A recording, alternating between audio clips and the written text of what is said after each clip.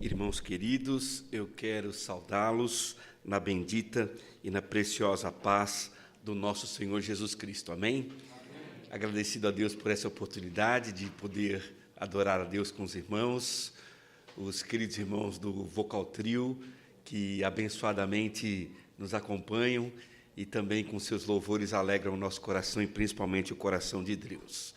Eu trago o abraço da Igreja Vila Maria, nosso querido conselho, nós trabalhando bastante, orando por vocês, esperando que, de igual modo, os irmãos também estejam trabalhando bastante aqui e orando por nós, até que juntos nós possamos olhar para o céu rasgando na volta do bendito Senhor, que, servindo ao seu reino, olhamos para a sua volta na alegria da certeza que nele o nosso trabalho não é vão.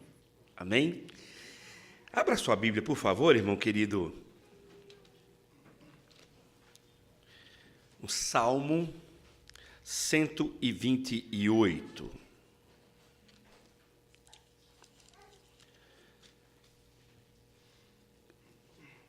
É mais ou menos universal a ideia de que maio é o mês do lar.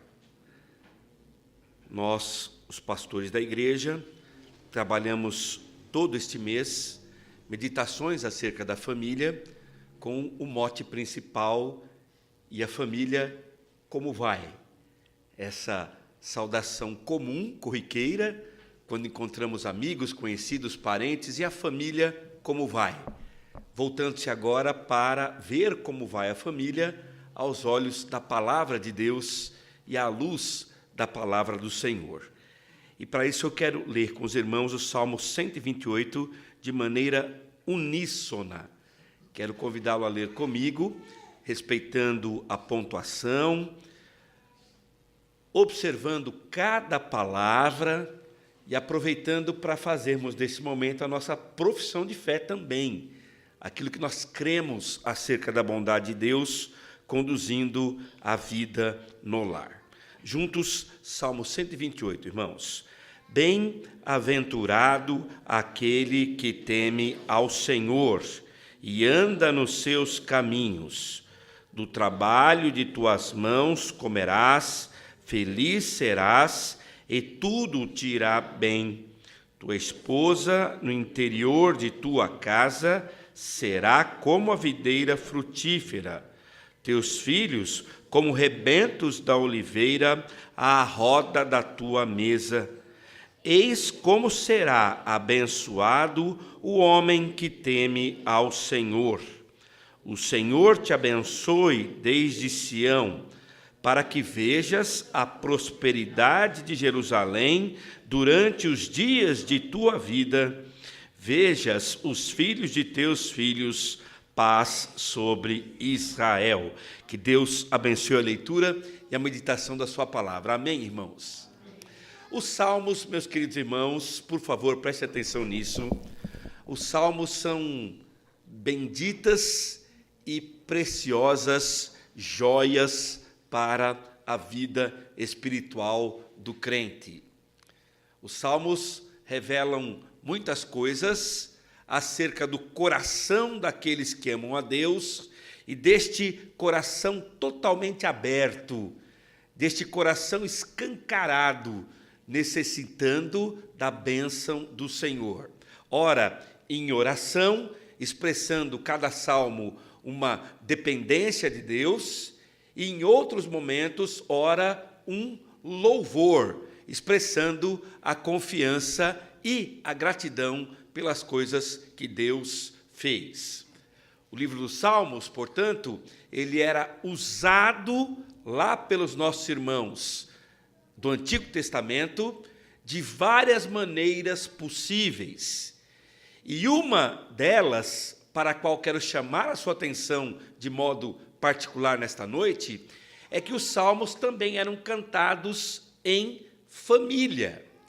O livro dos Salmos, como nós o temos hoje, ele lá na Antiga Aliança, ele era formado por 5 livros. Eram 5 livros dos Salmos que totalizavam os 150 salmos. Como eles não tinham gráfica, como eles não tinham papel, eles escreviam em pele de carneiro e faziam o rolo. Cada volume de rolo, uma parte dos salmos, e os 5 rolos eram os 5 livros que compunham aquilo que eles cantavam a Deus e oravam ao Senhor liturgicamente e também familiarmente. Ô pastor, por que o senhor está dizendo que os salmos eram 5 livros? Porque isso é importante para você entender o Salmo 128. Porque isso é muito importante para você entender quando e como o Salmo 128 era cantado. Ele era cantado sempre no ambiente da família. E qual era a situação que eles cantavam o Salmo? Eles, em família, quando eles estavam viajando para Jerusalém, eles faziam as suas caravanas e louvavam a Deus pela proteção de Deus à viagem da família. Você deve lembrar, por exemplo, do Salmo 121. Elevo os meus olhos para os montes, de onde me virá o socorro? O meu socorro vem do Senhor, que fez os céus e a terra. Preste atenção nisso. Elevo os meus olhos para os montes, por quê? Porque eles andavam pelas estradas, as caravanas, que saíam em família das suas cidades, das suas vilas, das mais longínquas distâncias da Palestina, para adorar a Deus em Jerusalém. E ladrões, salteadores, malfeitores, eles sabiam dessas viagens e eles se organizavam para roubar as famílias nas estradas. Elevo os meus olhos para os montes, é porque os bandidos ficavam escondidos atrás dos montes. De repente, eles saíam e, de surpresa, atacavam a família e roubavam a família. Por que elevo meus olhos para os montes? Porque a minha segurança não está no que está escondido, ou naquilo que possa ser um assalto à minha família. Eu elevo os meus olhos para os montes e eu olho para o Senhor. Se o bandido está lá, se a viagem é perigosa, não é isso que me importa. Me importa é que Deus abençoa a minha viagem. Esse é o Salmo 128 também. Eles cantavam celebrando essa proteção divina. Eles saíam em família e lembra, por favor, 40 quilômetros de distância, 50 quilômetros de distância, não tinha trem, não precisava de caminhão de gasolina, viu, irmãos? Nem de diesel, não tinha greve, né? Você saía a pé, mas os ladrões aproveitavam. Os malfeitores aproveitavam e atacavam a família. Então, quando eles saíam de casa, eles já separavam o Salmo 128. Nós vamos cantar o cuidado de Deus. A minha família vai nesta viagem e ela será protegida por Deus.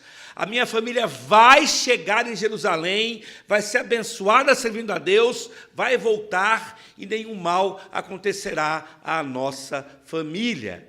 Essa era a fé. Essa era a situação na qual eles cantavam a proteção de Deus. Mas, por favor, preste atenção numa coisa. Eles criam, de fato, na proteção de Deus. Eles acreditavam de verdade que existiam perigos. Não ignore que perigos existem contra a família. Não ignore. Eles são reais. Malfeitores atacam a família a todo momento. Malfeitores atacam a união estável de homem e mulher todos os momentos. Divórcios crescem, famílias disfuncionais se multiplicam, ideias malucas da família, ou contra a família, melhor dizendo, passam pelo Ministério da Educação todo dia. Agora eu não posso mais falar com um menino de 8 anos chamando de menino, porque isso é imposição. Como que eu não posso chamá-lo de menino? Não, ele não sabe se ele é menino. Ele sabe sim que ele é menino. Ladrões e salteadores sempre atacarão a família. E nesta jornada que é perigosa, Deus vai abençoar o papel do homem e o papel da mulher em proteger a família desses ataques. Se lá na história, há 3.000 anos atrás, os ataques eram de malfeitores, ladrões e salteadores que roubavam as famílias em viagem, hoje continua acontecendo. A nossa família, ela está indo para a Nova Jerusalém. Amém, irmãos? Amém. Todos nós aqui estamos em viagem. Se você não percebeu ainda, a vida é uma longa viagem. E onde nós queremos chegar? Onde o nosso Senhor está, na Nova Jerusalém. Mas não ignore, há perigos. E para nos proteger desses perigos, Deus também conta com o papel do pai, do homem, e para nos proteger destes perigos, Deus também conta com o papel da mulher. Porque se é verdade que Deus cuidará da vida de cada um de nós, amém, irmãos? O frio deixou os irmãos acanhados hoje, né? Se é verdade que Deus cuidará da nossa família, amém, irmãos? Amém. Isso não significa que você não tem responsabilidades com esse cuidado.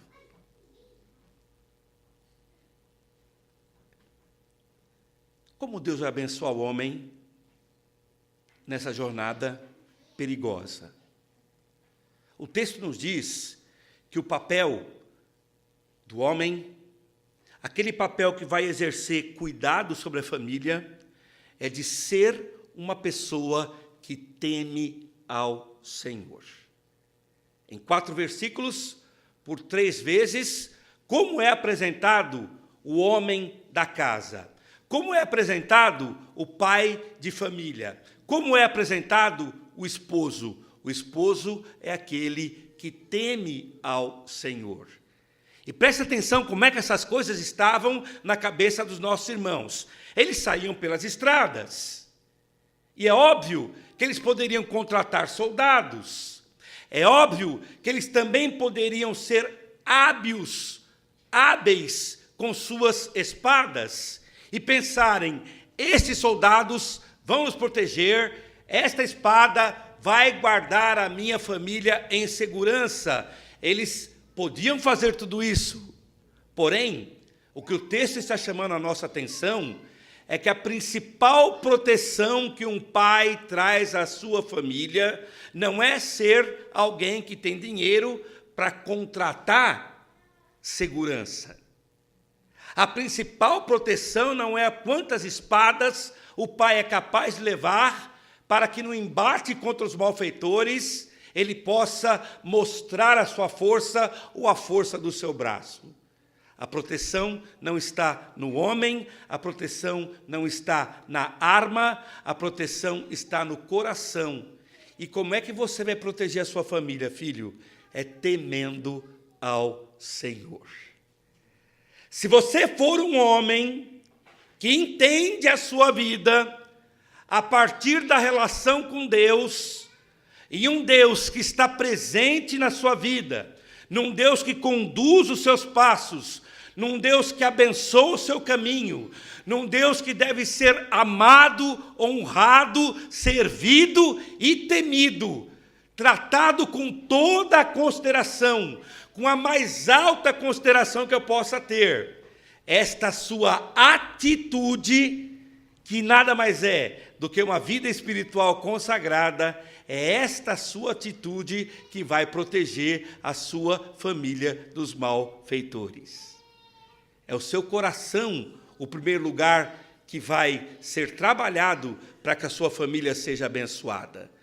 O seu coração e a sua vida com Deus é que vai fazer com que a sua família seja protegida. O que eu estou chamando a sua atenção nesta noite é que esta trajetória da família, esta viagem na qual todos nós estamos, nestes perigos e ataques constantes contra a família, Deus espera que nós, homens, sejamos pessoas tementes ao seu nome. Quando lemos a história de Jó, quem lembra da história de Jó? Quem lembra da história de Jó? A história de Jó é maravilhosa. O texto diz que Jó era homem temente a Deus. E quando sabia que seus filhos se reuniam, ele sacrificava no altar ao Senhor, porque temia se porventura os seus filhos, na sua reunião, nas suas festas, nos seus encontros, não haviam pecado contra Deus. Jó era homem temente a Deus. E o seu temor a Deus fazia com que ele se preocupasse com o pecado na vida dos seus filhos. Como é que você protege os seus filhos? Não é com seguro de vida, filho. Pode comprar seguro de vida, viu? Se você puder, pode. Como é que você protege os seus filhos? Não é necessariamente uma boa escola particular. O pastor, você está falando mal da educação? Não. Se você puder dar uma boa educação para o seu filho, que assim seja. Mas a proteção financeira e a proteção educacional não serão nada se os seus filhos não forem protegidos por você na vida espiritual, primeiramente. Amém? Era isso que Jó temia. Será que meus filhos pecaram contra o Senhor? Era nisto que se manifestava o temor de Jó, a consagração de Jó ao Senhor. Será que porventura os meus filhos pecaram? E ele sacrificava ao Senhor. Homens de verdade, homens de piedade, homens de consagração, deixam uma profunda marca da bênção de Deus na vida da sua família. Muitos correm atrás de espadas, humanamente falando. Muitos correm atrás de bens materiais, humanamente falando, tentando proteger os seus filhos. Mas o Salmo 128 diz: o homem é aquele que teme ao Senhor. Ao pensar na sua família, o que eu quero que você pense nesta noite é com a sua consagração que você abençoa, é com o seu temor a Deus consagrado que você inspira os seus filhos. Eu estava pregando recentemente na cidade de Goiânia, um trabalho de juventude, e o rapaz que conduzia o trabalho, um rapaz muito dinâmico, me recebeu na sua casa e, durante o trabalho, o seu pai chega de viagem. Eu estava nessa casa, muito bem hospedado, e fiquei impressionado com a figura do seu pai. O pai chegou, tomamos um lanche antes de irmos à igreja, batemos um papo, e quando eu entrei no carro para irmos ao trabalho, para que eu pudesse pregar, eu disse a ele: escuta, rapaz, mas o teu pai é uma figura tão agradável, que coisa boa conversar com o seu pai. E ele me disse uma coisa que me impressionou. Ele disse: pastor Cláudio, o meu pai é a pessoa mais consagrada que eu já conheci em toda a minha vida.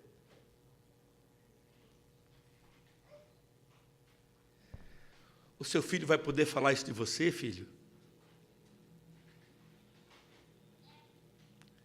Que adianta você deixar dinheiro para o seu filho e o seu filho não vê em você nada que o inspire espiritualmente? Alguns irmãos aqui tiveram a alegria de conhecer o papai, o meu pai, seu Floriano. Que bênção. Podia ter deixado dinheiro, não deixou não, viu? Mas deixou algo muito mais importante. Como ele amava a palavra de Deus. Papai trabalhava muito, sábado e domingo trabalhava também muito na igreja, Mas quando tinha um feriado, que era uma coisa inesperada, que ele não precisava trabalhar secularmente, e que geralmente a igreja também não tinha trabalho, ele acordava cedinho, pegava a sua Bíblia e passava o dia inteiro lendo a Bíblia. Como ele gostava de feriado, porque o feriado era o dia que ele podia dedicar o dia inteiro para ler a palavra de Deus.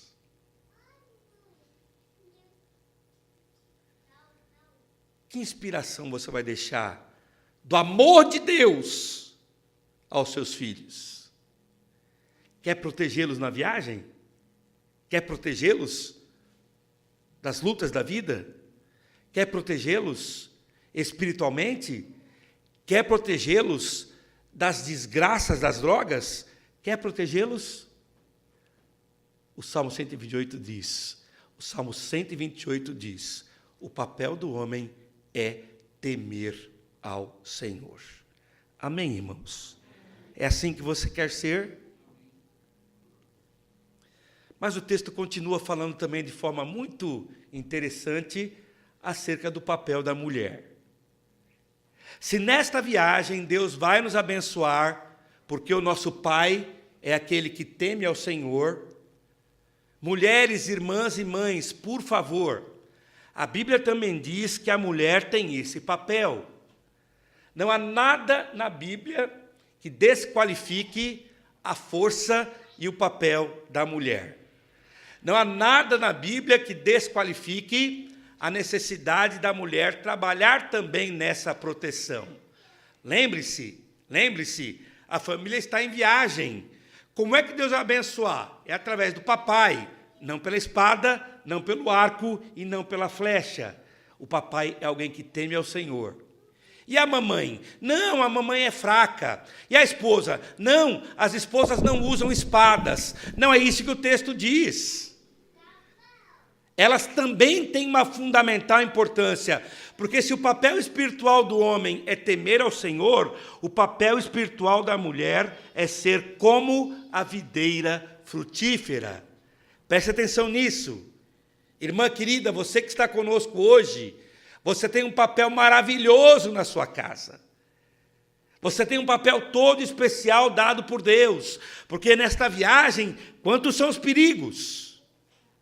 Quanto divórcio, quanto adultério, quanta luta, quanta guerra, quanta violência, quanta maldade, quantas coisas têm atacado a família. E a mulher? Ela será abençoada por Deus para ser como uma videira frutífera. E das qualidades da videira frutífera, eu queria destacar uma em especial nesta noite. Eu não sei se você conhece a parreira, eu não sei se você conhece a videira, mas ela é, entre os frutos universais, a fruta, a videira, a árvore que mais se adapta a situações térmicas difíceis. Se você está lá no Vale do Rio São Francisco, alguém conhece aqui o Vale do Rio São Francisco? Não. Quem é do Nordeste aqui, meus irmãos? Quem é do Nordeste aqui?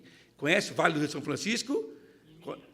Vale do Rio São Francisco, norte, sudeste, norte do Sudeste e Nordeste do Brasil. Uma região quente.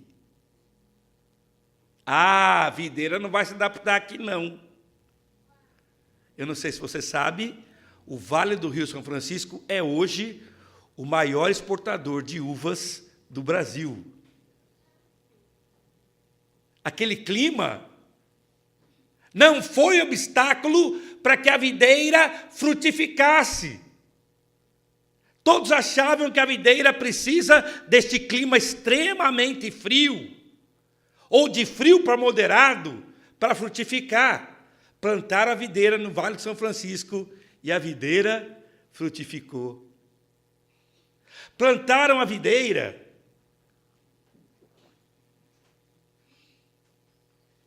nas serras gaúchas e catarinenses.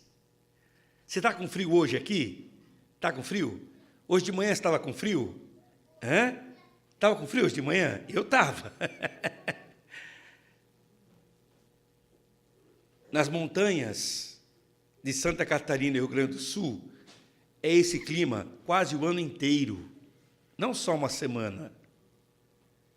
Plantaram a videira, e a videira frutificou, meus irmãos. O que é uma videira? É um símbolo da capacidade de resistir às variações térmicas. Estava passeando por uma vinícola e alguém que estava conduzindo o meu grupo disse assim: aqui nasce a videira do lote 43, que é um lote de vinhos que ganhou prêmios internacionais. E ele mostrou aquela plantação linda, lote 43. Aliás, você pode anotar, lote 43 você compra, tá? Pode comprar, Rogério. E me chama. Lote 43. E eu perguntei ao guia: escuta, o que é que essa videira tem de especial? Por que ela produziu um vinho tão bom? E o guia turístico disse: olha, nós não sabemos, mas uma coisa eu sei, o lote 43 é de uma videira muito resistente.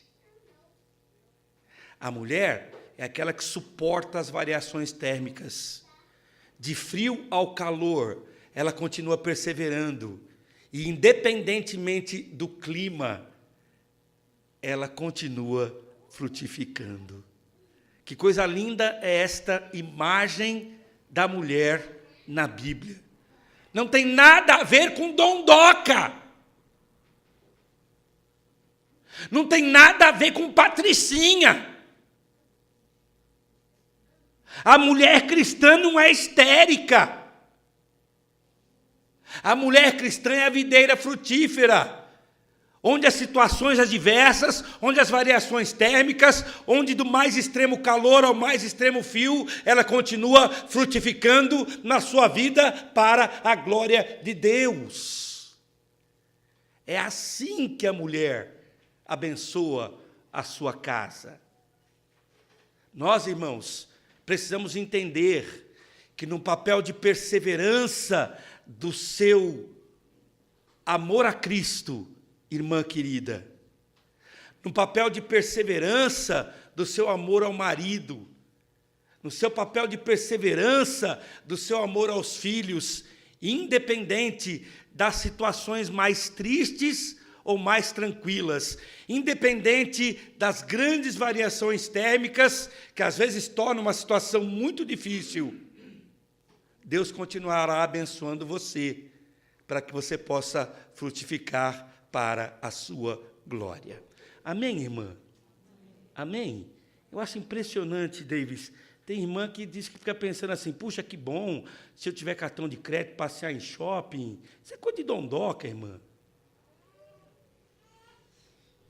A mulher cristã, ela se preocupa em frutificar. Abençoar esposo, abençoar filhos, ter a sua vida consagrada a Deus, e nos perigos da vida, nos salteadores que atacam a família, os filhos lembrarão da sua posição de mãe, de serva de Deus, e tendo consagrado a sua vida ao Senhor Jesus Cristo. E isso vai proteger o coração do seu filho. Isso vai fazer o seu marido, como diz Provérbios 31, ser exaltado entre os homens, porque a sua mulher procede com sabedoria. Talvez muitos de nós conheçam a história de John Wesley. John Wesley, final do século XVII, começo do século XVIII, foi o homem que salvou a Inglaterra do alcoolismo. Primeira Revolução Industrial, as cidades inglesas crescendo, aquela miséria, homens trabalhando em fábricas como escravos, grande miséria no campo, grande miséria na cidade. De cada 6 casas de Londres, preste atenção nisso, de cada 6 casas de Londres, uma era um bar ou era um prostíbulo. Deus toca no coração de John Wesley, e Londres é transformada. Talvez você conheça a história de John Wesley. Talvez você conheça a história de Charles Wesley, o homem que compôs os mais belos hinos para a glória de Deus da língua inglesa. John Wesley, pastor, evangelista, avivalista. Charles Wesley, um homem consagrado, compositor das mais belas letras e dos mais belos hinos para a glória de Deus. Talvez você conheça John Wesley. Talvez você conheça seu irmão, Carlos Wesley. Mas eu quero dizer para você que a pessoa mais importante dessa história foi a mãe deles, chamada Susan Wesley. Susan Wesley, meus irmãos, teve 19 filhos. 10 morreram.